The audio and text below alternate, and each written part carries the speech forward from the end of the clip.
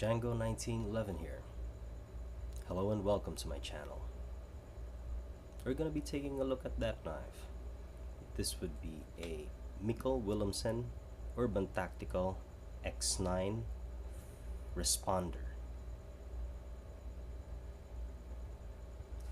Mikkel Willumsen is an acclaimed knife designer and knife maker based in Copenhagen, Denmark. This Mikkel Willumsen Urban Tactical is a line that ranges from this basic model going into a full-blown custom. This is your production run, made by Lansky, the famous knife sharpener brand, and mass produced in China, licensed for Mikkel Willumsen. I mean, it's got the quality control that would make it less hit or miss when you buy one. Hit or miss pertaining to Chinese knives. Sometimes you hit a good one, sometimes you get hit, you have a miss and get a bad one. Quality control, better quality control, and just regard for, to churn out good knives is, I think, what's the advantage of this mass-produced Lansky X-9 Responder.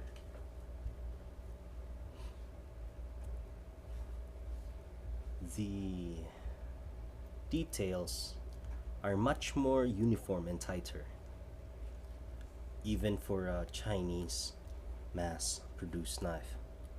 Lock up is good. I would have preferred to be earlier, but hey. Detent is solid. No wiggle, just a slight press there on the, it's moving, a little bit of movement, but it's okay. Flip. Alright. No frame lock there. I was looking for a frame lock, so it's the liner lock, so it should flip okay with that. Again, on the other hand, hips, tight, doesn't want to flip. It's a bit tight and needs some lubrication. This, I'm sure why it's tight, because this is in rotation. I haven't used it yet. No, nothing on the blade, but it's out in my go bag. So it would be a primary knife in the go bag for good reason. It's called an X-9 Responder, if I'm not mistaken. I haven't reviewed any of this. It's just my old knowledge of when I bought the knife, because it's probably 9 inches. Yeah. So there's a smaller X6, and it's probably 6 inches total. I mean, overall length. 9 inches this one, and the X6 is smaller. As usual, the curved handle, a favorite of mine when choosing knives. Optimized for, your wrist is not bent in a way that you need to thrust it. So you can thrust from here. That's the research and the design for the curved handle. Reverse edge, reverse talon edge out, reverse talon edge in is weird because of that handle. It doesn't really, a flatter handle would be better for a reverse talon edge in. This just feels secure, this one here. Close fist, thumb on the top for that thrust lock.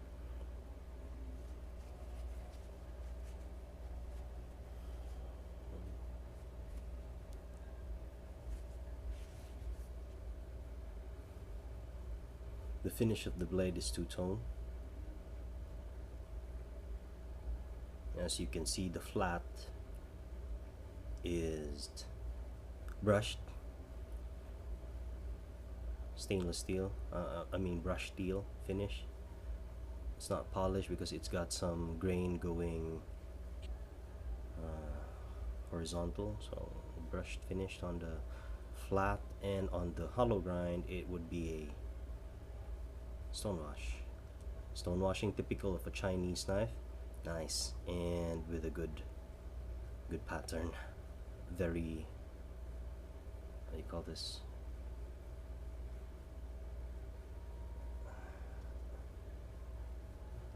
very visible pattern on the stone washing. Steel is actually a favorite. This is a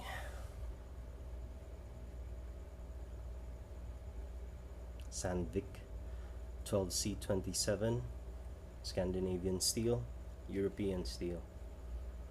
And this is the lowest, I think. I think there's a lower one, but you know, lowest for knife, you know, that's a good knife already. Sandvik steel, European steel. I'd say I would take it anytime over the 7 chromium 15 molybdenum vanadium Chinese metals. The higher 9CR, the 7CR 7CR 15 13 MOV, it's not so good. The 9CR 18 MOV, that's already a good steel. But this, I would take this Sandvik 12C27 steel. The next is the 14C35, I think. But this 12C27 is already good. European steel, stainless steel. Lock, there's no problem with the lock, it's smooth, but you know, I need, it's kind of dry. See the detent ball, black dot after the Sandvik seat, it's dry, it's bone dry. I just need some lubrication on there and on the bushings as well, so that this can flip. Okay, used to be good, but it's just in the go bag, and you know, it's exposed to anything, so I'm sure that grit is coming because due to the lack of lubrication. And like always, you need to check on your knives.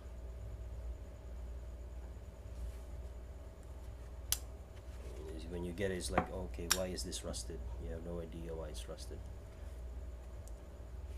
And yeah, this design, this particular design, it can be found in full-blown custom titanium mokutai thing here, dama steel, raindrop, damask, you name it, Mikkel Willumsen can make it for you. That's a custom knife in this design. Ivory thing here, bone count. Sky's the limit. You tell him what material you want in your knife, and you would get that exact thing that you want in your knife. It's that basic, but you also have to pay. For me, I take the regular plain Jane. This is basic version GI model, if you wish to say that. And it's gonna work perfectly the same as the full-blown custom knife. That one's just really more expensive than this one. How heavy is this for a primary knife in a bag?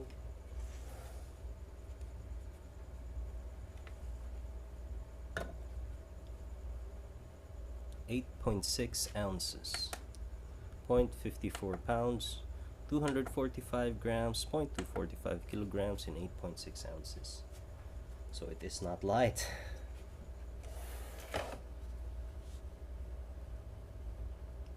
You can carry this around, you know, your ranch or farm, anything outdoors, outside. But when you're gonna need to carry it in an urban environment, that this is just a bad choice because it's big. it's gonna be hiding in your bag if you want to do that, because it's big. It's a big knife, you know. It's already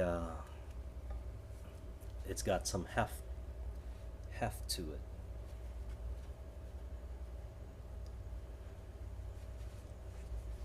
And this is, like I said, the basic model.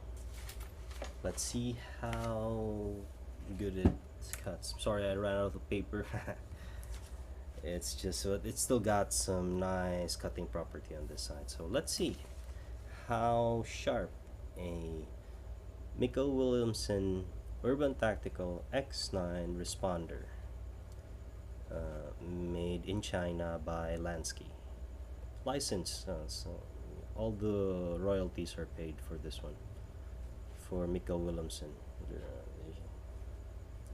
Okay, see, wow, successive multiple cuts, shortcuts, carving cut, bent it.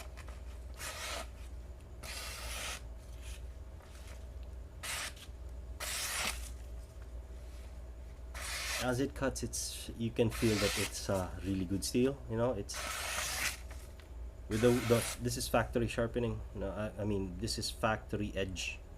I haven't done anything to that edge, and it's razor sharp.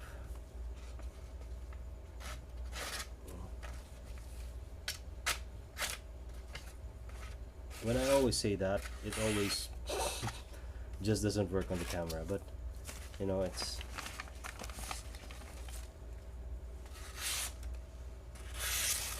razor sharp. It's a very good cutter. It's a very good paper cutter.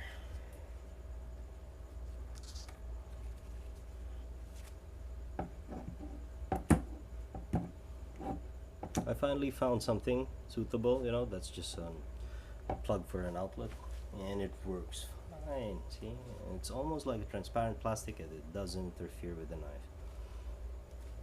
Yeah, other things on this knife, it's got a good thumb stud, so you can also do thumb stud opening if you prefer. See? I know it doesn't work that well, or a hole opening. I mean this hole.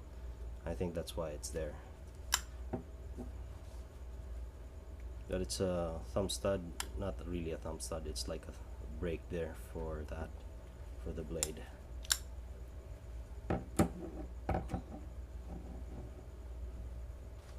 Low carry. This pocket clip is low carry, see? Although it does have a pommel so that you can hit something on the backhand, the pocket clip is low carry, and when you do a carry, it's gonna be, that thing is gonna be showing. So you need to contend with that. Otherwise you don't have a pommel for hitting anything. Ice. Psh, psh.